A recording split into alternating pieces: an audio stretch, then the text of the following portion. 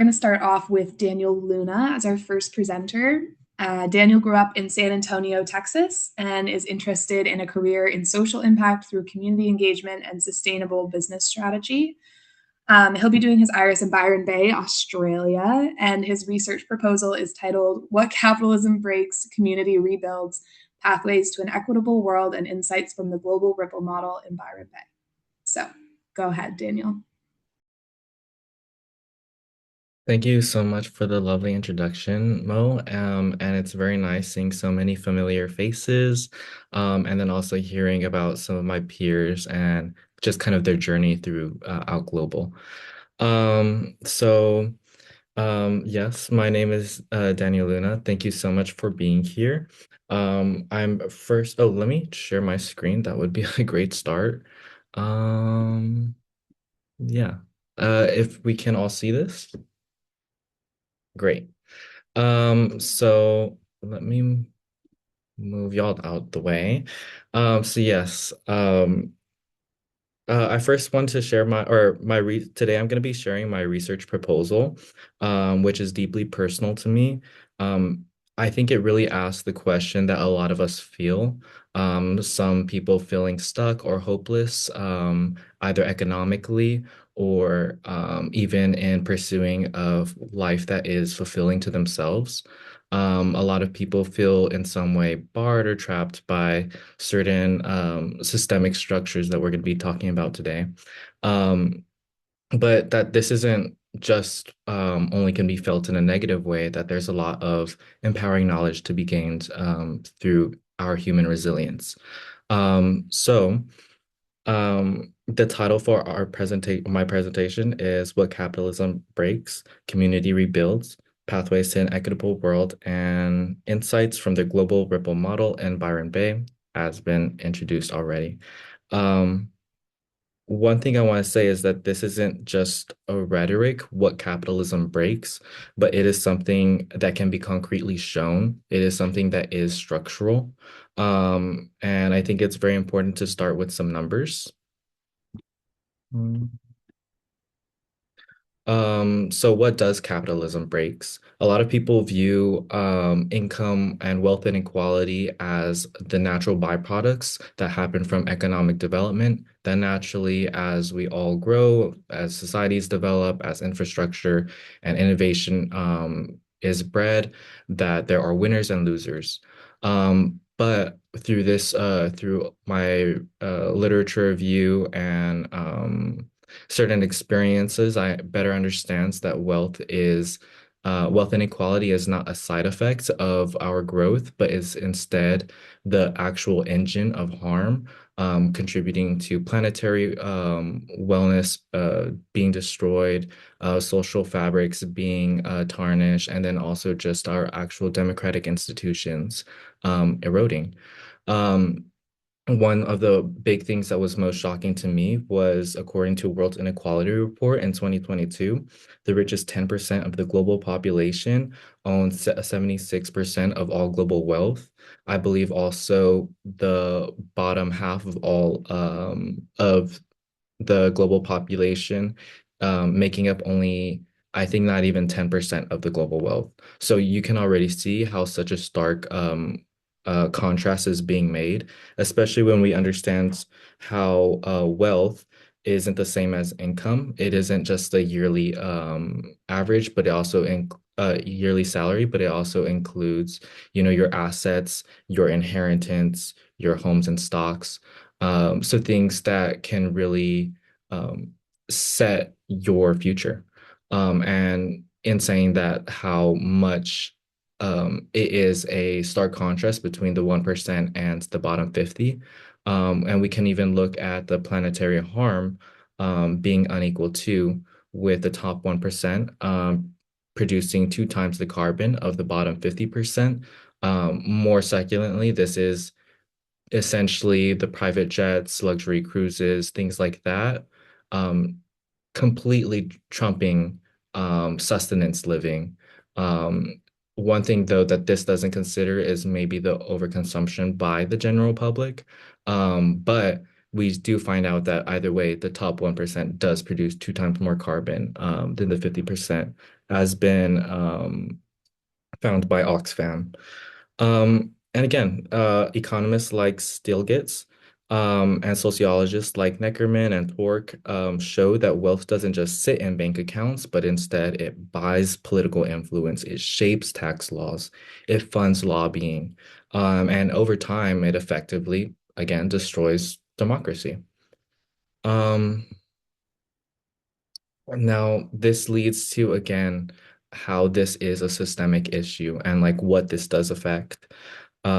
This presentation, though, isn't only a diagnosis, it's about what it rebuilds. But before we get into the rebuilding, I think it's very important that we have a better, precise definition of wealth, again, being kind of those assets you accumulate and pass down rather than your individual income at this time.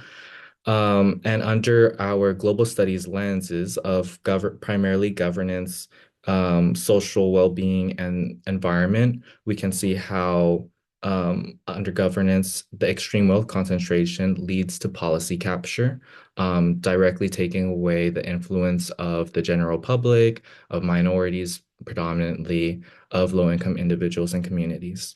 And that's done through owning media outlets, funding campaigns, again, hiring armies of lobbyists, again, um, then transitioning state resources and infrastructure to their personal gain rather than to collective well-being.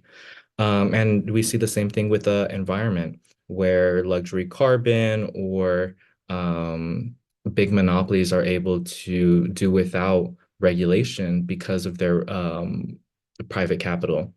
And then again, under social well-being, it goes far beyond just our immediate assumptions of poverty. It goes into the direct determinants of health and how wealth inequality directly leads to a range of health complications, a decrease of life expectancy, but also just the overall mental wellness of people under constant stress of not knowing having a secure tomorrow.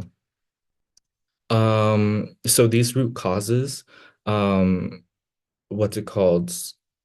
Basically, Piketty's famous formula, R greater than G, meaning the return on capital outpaces economic growth, um, puts plus a global web of tax havens that hide the over 10% of global GDP, plus the enduring legacies of colonialism that are only emboldened by our contemporary institutions that only further put colonial powers as importers of fine good or creators of fine goods, and then the global south or our developing countries, often those colonial subjects, being the um, exporter of raw materials and of at some points labor and staff as we're seeing a transition and development with like AI and technology. Um, yeah, but we see that this structure is only having been emboldened to extract wealth from the global south. Um, but we, through my literature review, better understand how scholars and activists were able to map out certain broad pathways to rebuild. I combined certain themes under alternative economic models, being different ways that our within capitalism, people have learned to adapt or modify to be more less capitalist minded, such as work cooperatives, land trusts, and the like. There's also multilateral cooperation being necessary. So how do you tackle global wealth tax? What's it called? Like people not paying that, and how do you tackle certain things? It is necessary to involve international bodies, nation states, and international policy in order to affect change. And then further, the grassroots community and reciprocity. So looking at how mutual aid, intentional redistribution, and different activities done by individuals at a level were able to create and act as a form of resistance under capitalism. And specifically, what I really want to look at, and in understanding the gaps of literature, was that while there was a lot that looked to analyze, these greater entities, these greater campaigns or initiatives, a little was done to really solidify applicable strategies that can be implemented by communities and by individuals that were committed. Like there was very little to say as an individual, this is what you can do.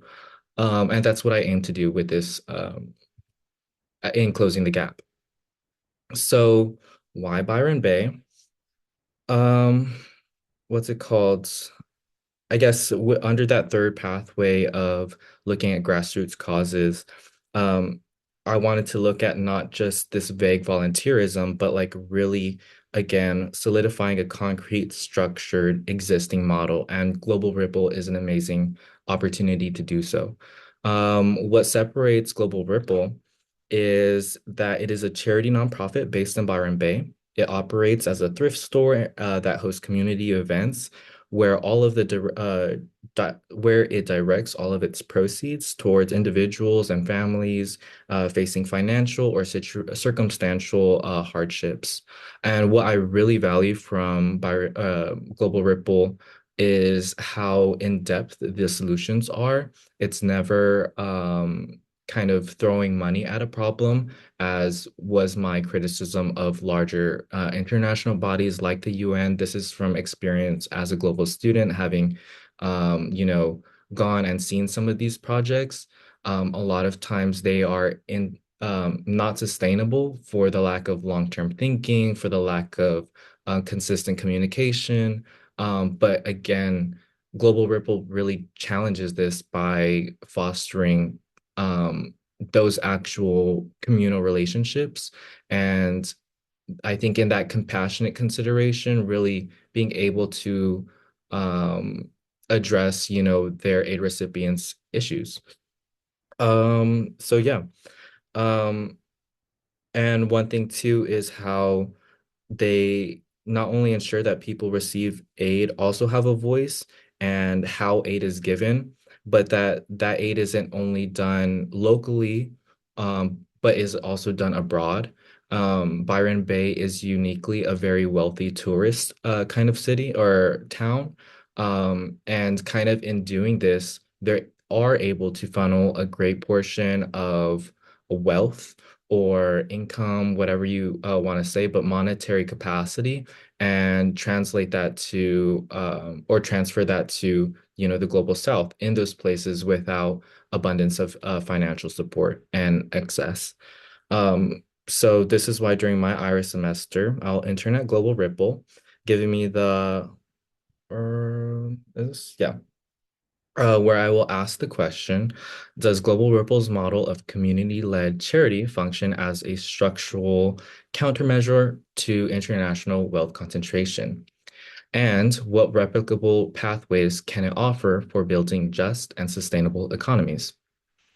Into kind of how I'm going to evaluate this or how I'm going to undergo my IRIS semester, I want to incorporate four theoretical frameworks, um, primarily decolonial theory, participatory action research, and critical theory, but also real utopias theory. There's a little typo there. Don't look at that, guys.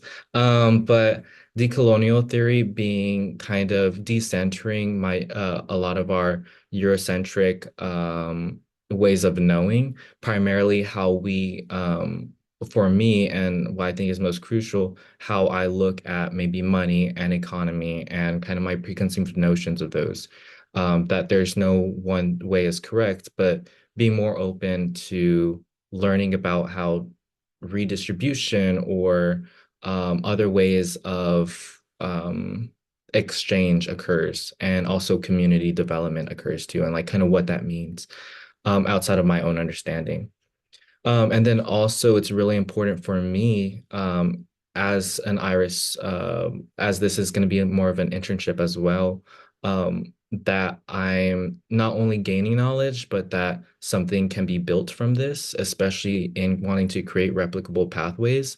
So using the participatory action, a research framework, I really want to be able to maybe establish um, like a similar model based on the global ripple and under the global ripple kind of community discuss with them as we implement such a model and be able to learn from it. So we have global ripple, and then maybe how would a similarly structured organization um, work that is not global I'm not sure if I'm saying that correctly, but mainly is this replicable is what I want to find out, and I would do that through that framework. And then it's very important to understand, again, what's called being United States American, being from the Northern world, college educated, um, also understanding, and then also Byron Bay being very wealthy as well, but with such a stark contrast to the low-income communities and those affected, how power relations are really influential in this. But with that said, yes, there are these power structures. Real Utopia's theory talks about how there are real strategies being implemented today that are alternative to the ways that we live, yet still function under, for our case, a system of capitalism. So again, kind of looking at global ripple as our real utopia. And then for my data gathering methods, it's really important to me, again, really looking at my positionality as a researcher. So definitely throughout my internship, participant observation and reflexive journaling, understanding kind of like what are my feelings, how am I feeling as an intern under this process, but also autoethnography, and really kind of like trying to put myself in the space of um, really just my internship and the most I could gain from that. But besides my own experiences and reflecting on those and what I see or and observe, also utilizing document analysis. So some of their branding, their publications, their reports, what does that mean to them? How does that reflect on them? Utilizing semi-structured interviews and focus groups. I want to implement that both with the volunteers at Global Ripple and whoever are like the directors of it, understanding them, but also I think it's very crucial to also consider our aid recipients, and do they really feel that they are in control of this relationship and have some authority over it too, or again, is this kind of just money being thrown and solutions not really being resolved? And in being so hopeful, I really do also want to implement like a negative case analysis. So also looking for things where just being contrarian in a way to my own research, and making sure that I look for things that aren't what I want and seeing how that influences my understanding. And that would probably be helpful through triangulation as I really use different perspectives and different ways of knowing to create a more holistic understanding. Um, so some of my ethical considerations, again, is my researcher positionality. I really want to be open and aware and considerate.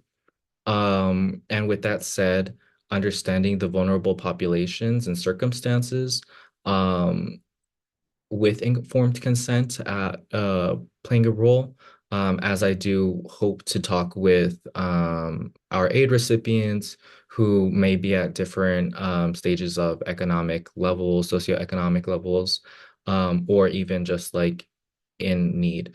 So making sure that they are informed on, on an anonymity, on being able to withdraw from the research, being able to understanding that um, aid isn't based on whether they participate or not, and that it's unaffected. Just so that also I gain the most holistic or whole of a perspective without any fear of, again, them losing their financial support or their aid, and things like that. And then also reciprocity. Again, I am going to be an intern, so being more than just a researcher that, is disconnected and outside looking in, it's really important that I, as an intern, understand the relationships that are being formed there and play a role in that, and then also help and reflect global ripple at large. And then again, data security, ensuring that global ripple as a organization and the people in there are safe from, their data being at risk of exposure. I assume that maybe I'll have certain access to financial records for the organization, depending, and just ensuring that like things like that aren't without necessary cause distributed.